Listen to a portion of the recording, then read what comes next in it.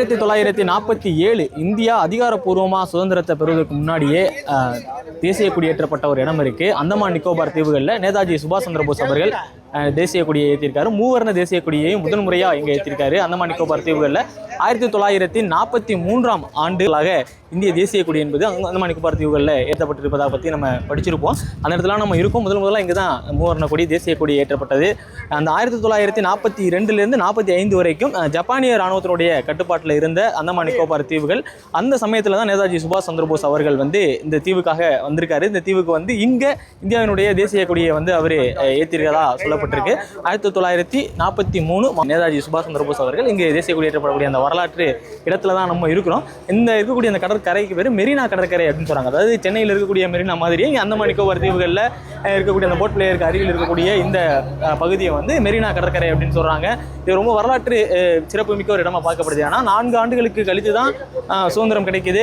அதுக்கு முன்னாடியே இங்கே நேதாஜி சுபாஷ் சந்திர போஸ் அவர்கள் இங்கே இருக்கக்கூடிய இடத்துல தேசிய கொடியை ஏற்றிருக்காரு. இது மிகவும் உணர்ச்சி பூர்வமான ஒரு இடமா பார்க்கப்படுது.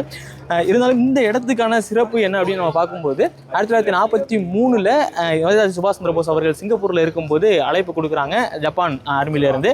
அவர் அங்கே சிங்கப்பூரில் இருந்து அந்தமான் நிக்கோபார் தீவுகள் வராரு. இங்கே இந்தியாவுக்கான ஒரு இடமா இந்திய சுதந்திரம் பெற்ற ஒரு இந்தியாவாக மாற வேண்டும் என்பதற்காக அந்தமான் நிக்கோபார் தீவுகளில் முதல் முறையாக இந்த தேசிய கொடி அவர் ஏற்றி போயிருக்காரு.